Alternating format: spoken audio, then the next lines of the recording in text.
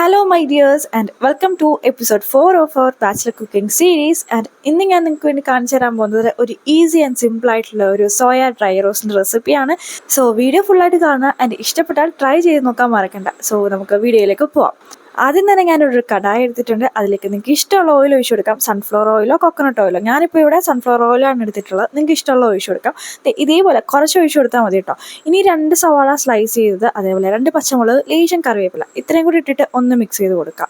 ഇനി കുറച്ച് അലങ്കാരത്തിന് വേണ്ടി ഞാനിവിടെ കുറച്ച് തേങ്ങാക്കൊത്തിട്ട് കൊടുക്കുന്നുണ്ട് കേട്ടോ. അത് ഓപ്ഷണലാണ്. നിങ്ങൾക്ക് തേങ്ങാക്കൊത്തിടണമെന്ന് ഒരു നിർബന്ധമില്ല കേട്ടോ. കുറച്ച് ടേസ്റ്റ് കൂടാൻ വേണ്ടിയിട്ട് ഞാൻ അത്രേ ഉള്ളൂ. ഉണ്ടെങ്കിൽ ഇടുക, ഇല്ലെങ്കിൽ വേണ്ട.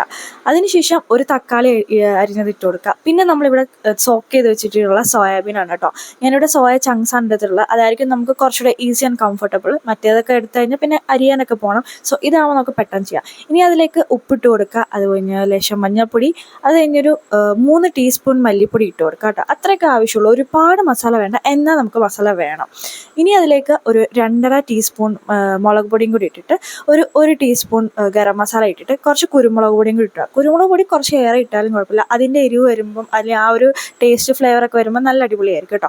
നമ്മളൊരു റോസ്റ്റ് പോലെയാണല്ലോ, എക്സാക്ട്ലി ഒരു ബീഫ് റോസ്റ്റ് കഴിക്കുന്ന അതേ ഫീൽ തന്നെ നമുക്ക് വരും. ഇനി ഇതെല്ലാം കൂടെ ഒന്ന് മിക്സ് ചെയ്തിട്ട് ഒരു മീഡിയം ഫ്ലെയിമിൽ ഒരു 7 to 8 മിനിറ്റ്സ് ഒന്ന് അടച്ച് വെച്ച് കുക്ക് ചെയ്തെടുക്കാം. ഇതിലേക്ക് വേറെ എക്സ്ട്രാ വെള്ളമൊന്നും ആഡ് ചെയ്യേണ്ട. ഇതിങ്ങനെ തന്നെ വെച്ചാൽ മതി, കുക്കായി വന്നോളൂ. ഇനി ലിഡൊക്കെ ഓപ്പൺ ചെയ്തിട്ട് ജസ്റ്റ് ഒന്നും കൂടെ ഒന്ന് റോസ്റ്റ് ചെയ്തെടുക്കുക. ആ ഒരു എണ്ണ തന്നെ മതി കേട്ടോ. നല്ല രീതിയിൽ റോസ്റ്റായി കിട്ടും. വീണ്ടും ഒരു 7 to 8 മിനിറ്റ്സ് ഒന്ന് റോസ്റ്റ് ചെയ്തെടുത്താൽ മതി. അപ്പോഴേക്കും നിങ്ങളുടെ അടിപൊളി ബീഫ് റോസ്റ്റ് അല്ല, സോയ റോസ്റ്റ് ഇവിടെ റെഡിയായി കിട്ടും. സോ അപ്പോൾ ഇനി ഇത് ട്രൈ ചെയ്ത് നോക്കിയിട്ട് എങ്ങനെയുണ്ടെന്ന് അഭിപ്രായം പറയാൻ മറക്കല്ലേ.